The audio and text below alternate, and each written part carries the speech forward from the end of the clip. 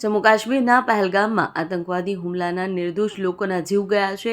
ઘટનાને દેશભરમાં વિરોધના વંટોળ શરૂ કર્યા છે. ત્યારે આતંકી ઘટનામાં માણાવદર શહેર પણ સ્વયંભૂ સજ્જડ પાડી ઉગ્ર વિરોધ નોંધાવ્યો છે. આ ઉપરાંત સિનેમા ચોકથી ગાંધી ચોક સુધી મુનંજલી સાથે આતંકવાદી પૂતળા દહનનો કાર્યક્રમ અને વિરોધ નોંધાવ્યો છે.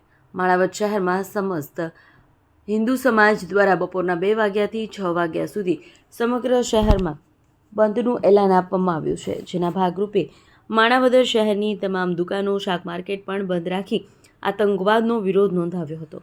આ તકે માણાવદરના ગાંધી ચોક ખાતે પાકિસ્તાન મુર્દાબાદના નારા બોલી આતંકવાદીના પૂતળા દહનનો કાર્યક્રમ રાખેલ હતો. મોટી સંખ્યામાં નગરજનો ઉપસ્થિત રહી ઉગ્ર વિરોધ નોંધાવ્યો હતો.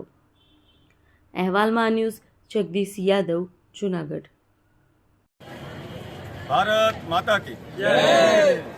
કાશ્મીરના પહેલગામમાં જે ભારતના નિર્દોષ પ્રવાસીઓ ભારતીયો જેમને આતંકવાદીઓએ ખુલ્લેઆમ ફાયરિંગ કરી અને એમનું મૃત્યુ નિપજાવેલ છે, એના વિરોધમાં આજ માણાવદર સમસ્ત હિન્દુ સમાજ દ્વારા માણાવદરના તમામ વેપારીઓ આગેવાનોએ ગામને સદંતર બંધ રાખેલ છે. 2 વાગ્યાથી લઈ અને 6 વાગ્યા સુધી સદંતર ગામ બંધ રાખી અને સિનેમા ચોકથી લઈ બારપરા ચોક, ગાંધી ચોક સુધી રેલી યોજી અને અહીંયા પુતળા દહન કરી મૃતકોને શ્રદ્ધાંજલિ અર્પણ કરેલ છે.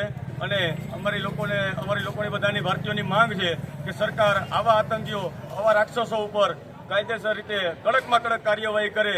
એમનું એક લોહીનું ટીપું વહી જવું જોઈએ. એમની 7 પેઢીઓ સુધી આવું કૃત્ય કરવામાં એમને હિચકિચાહટ ઉપડવી જોઈએ.